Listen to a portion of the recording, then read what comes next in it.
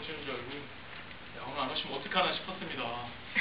안 오시면은 밥을 굶어야 되는데, 성도들이 안 오면, 아, 이거 성도들이 안 올까 생각하는 게 아니라, 밥을 못 먹네. 라는 그 생각이 제일 먼저 들었습니다. 용서해 주십시오. 자, 오늘은 성령 강림의 5번째 주일입니다. 더불어서요, 한국은 무슨 날입니까? 7월 17일 제헌절입니다. 제헌절.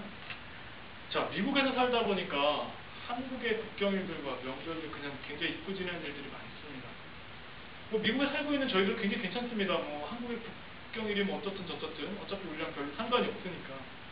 근데 오늘 같은 경우 잘 생각해 보십시오. 오늘 공휴일이지 않습니까? 근데 주일입니다.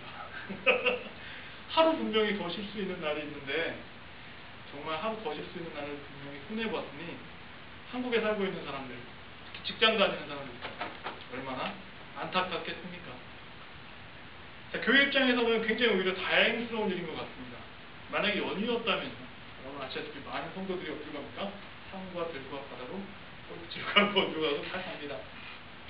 여담인데요, 미국의 공휴일은 참 월요일이 많습니다. 그쵸? 월요일이 굉장히 많습니다. 왜 그렇게 했는지 모르지만 하여튼 월요일이 굉장히 많습니다. 그래서 연휴를 즐기려는 성도들이 많기 때문에요, 아마 당연히 교회 입장에서는 좀 반가울 수는 없습니다. 목사 입장에서는 굉장히 반갑지 않아요, 월요일에 교회. 만약에 여러분 월요일에 연휴가 끼었다면 성도님들 어떻게 하시겠습니까? 놀러 가시겠습니까? 아니면 예배 참석을 먼저 하시겠습니까? 내 눈을 똑바로 바라보시고 제 눈을 똑바로 바라보시고, 자, 저는요, 예배 참석을 먼저 생각하는 것이 바로 내가 나 자신의 삶을 위한 것이 아니라 하나님을 위한 삶의 기초라는 사실을 여러분들 꼭 명심하시기 바랍니다. 놀러 가더라도 예배 드리고 가시라는 얘기입니다. 주일 빠지면 안 돼요. 주일 성수 빠지시면 안 됩니다. 하나님께 드리는 예배, 주일을 지키는 것이 여러분의 삶의 우선순위가 되기를 주님의 이름으로 간곡히, 간절히, 플리스하게 부탁을 드립니다. 되게 재밌을 거라고 생각했는데 별로 재미가 없네요. 좋습니다. 제가 2주 전에 여러분에게 이삭과 리브가가 어떻게 결혼을 했는지 말씀드렸습니다. 2주 전입니다. 기억하십니까? 어떻게 결혼하는가에 대해서? 다들 기억하시죠? 기억하시기 바랍니다. 40세 리브가와 결혼을 했습니다. 이삭이. 근데 이 사람에게는 이들 부부에게 한동안 또 자식이 없었습니다. 이에 대해 이삭이 하나님께 간구합니다. 하나님 나에게도 자식을 주십시오. 그랬더니 하나님께서 응답하시고 리브가에게 쌍둥이를 주십니다. 성경에 보면요, 이 둘은 엄마 뱃속에서부터 싸웠다고 기록되어 있습니다. 그리고 하나님께서도요, 큰 자가 어린 자를 섬긴다고 말씀하시는 것이 기록되어 있습니다. 이렇게 말씀하시고 이들이 싸우는 것을 볼 때 이들 앞으로의 인생에서 이 둘 사이에 적잖은 갈등이 이미 예정된 것 같이 보입니다. 드라마 보면 있잖아요. 괜히 막 복선 깔고 이렇게 저번에 앞으로 이렇게 일어날 것처럼 이 에서와 야곱의 삶에는 앞으로 무수한 갈등과 경쟁들이 일어날 것과 같이 그러한 예정이 되어 있을 것 같이 보였습니다. 자, 형인 에서는요, 사냥을 굉장히 좋아했습니다. 그래서 아버지 이삭은 이렇게 사냥을 좋아하는 에서를 더 사랑했습니다. 어머니 리브가는 형과는 달리 집안일을 굉장히 더 좋아하는, 여자들 입장에서는 그래도 반갑겠죠. 집안일을 굉장히 더 좋아하는 내성적인 야곱을 더 사랑했습니다. 그래서 어머니 리브가는요, 야곱이 아버지에게 축복을 받기를 원했습니다. 에서보다 야곱이 더 축복을 받으면 했습니다. 그래서 아들 야곱과 어떻게 합니까? 짭니다. 막 짭니다. 눈이 어두운 아버지를 속여버립니다. 어떻게 속여요? 양의 풀을 발라서 마치 야곱이 에서인 양에서 이삭으로부터 축복을 받습니다. 자, 그래서 마땅히 받아야 할 장자의 권리와 장자의 축복을 빼앗긴 에서는 아버지가 돌아가신 후에 내가 너를 죽여버릴 거야 라고 큰 소리를 쳤습니다. 동생에게 속아서 홧김에 이런 소리를 떠버린 것 같습니다. 실제로는 죽이지 않았을 것 같은데 그 당시 너무 화가 나서 내가 널 죽여버릴 거야 이런 일 많잖아요. 괜시리 화나가지고 그냥 죽이지도 않고 죽여버릴 거야 막 이럴 때 나가버릴 거야 뭐 헤어져버려 막 이런 거 많잖아요.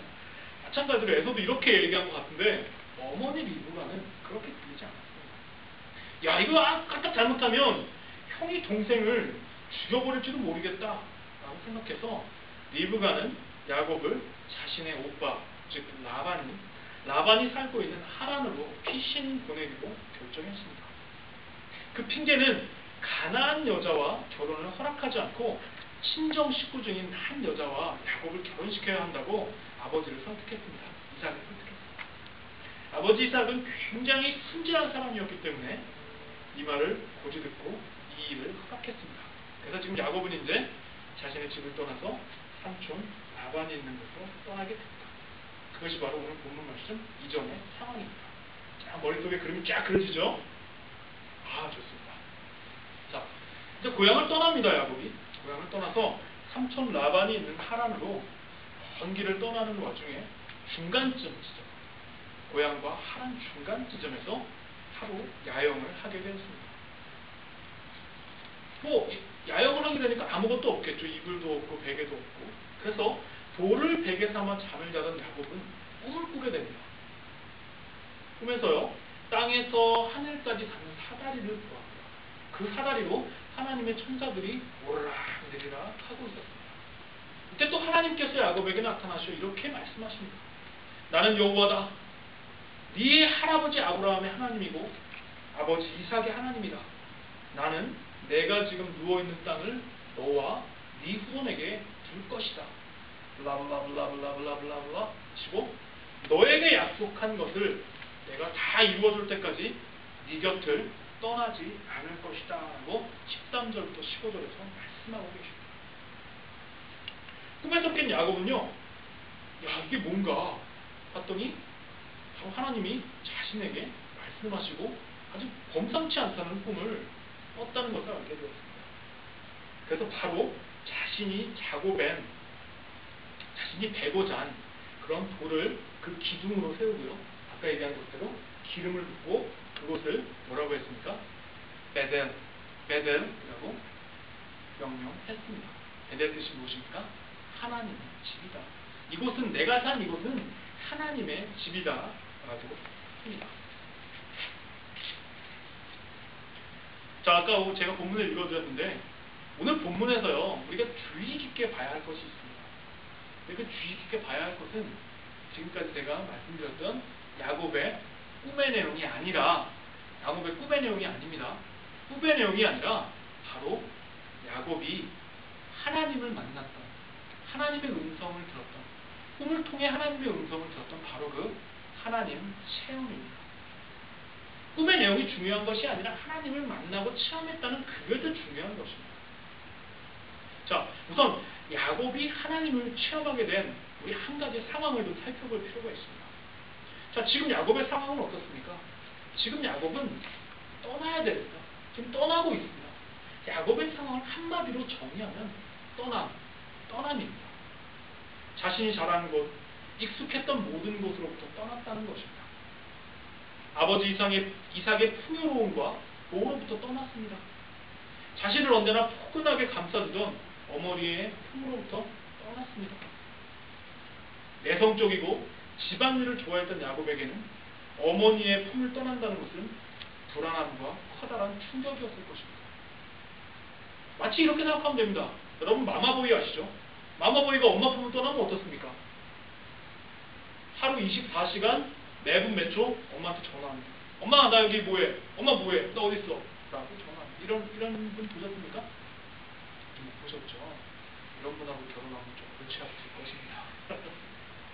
맞습니다. 마치 마마보이가 엄마 품을 떠나면 굉장히 불안해하고 계속해서 엄마를 찾는 것 같이 지금 야곱에게도 굉장히 불안하고 충격적인 그러한 것으로 다가왔을 것입니다. 지금 야곱이 누워있는, 야곱이 지금 야영하려는 곳은 고향과 하란 중간에 위치한 아주 낯선 땅입니다. 아무도 알지 못하고 전혀 모르는 지역입니다. 더구나 그는 여기서 지금 어떻게 됩니까? 밖에서 노숙을 해야 합니다. 자, 풍요롭고 안락한 삶을 살던 야곱이 하루아침에 아무도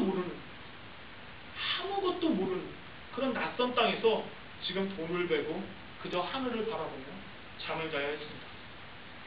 어떤 감정이었겠습니까? 아마도 야곱은 생전 처음으로 고독이라는 것을, 혼자 있다는 것을 경험하게 되었을 것입니다. 하나님을 만나기 전에 야곱은요, 바로 이렇게 떠나고, 자신이 익숙하고 풍요로웠던 곳으로 떠나고, 그것으로부터 떠나고, 그 다음에 홀로 있게 되는 고독이라는 상황을 직면하게 됩니다. 자, 여러분, 다들 굉장히 위대한 예술가들 많이 아시죠? 고고, 베토벤, 또 누구 있습니까? 썸띵 이런 사람 있죠? 그런 사람들이요, 어떤 순간에 가장 위대한 예술품을 탄생시켰는지 아십니까? 바로 자기 자신이 혼자 있을 때. 이런 걸 절대 고독이라고 하죠. 그렇죠? 가장 괴롭고 가장 혼자 있을 때 가장 위대한 음악들과 예술품들이 탄생되었습니다. 바로 이런 것처럼요, 하나님을 만나는 경험을 하기 위해서는 우리가 하나님 앞에 홀로 서 있어야 한다. 굉장히 중요한 사실입니다. 하나님을 만나기 위해서 우리가 하나님 앞에 홀로 서 있어야 됩니다. 바로 하나님 체험이라는 것이요, 나하고 하나님하고의 1대1의 인격적인 만남이기 때문입니다. 자, 예수님께서 왜 이른 새벽에 홀로 산에 올라가셔서 왜 기도하셨습니까? 예수님께서 로마 군인들에게 잡히기 이전에 겟세마네 동산에 올라가서 제자들과 같이 해서, 야, 나 힘드니까 너희들하고 나하고 합심 기도하자 라고 말하지 않고 제자들은 저쪽에 남겨놓고 왜 홀로 올라가서 기도하셨습니까?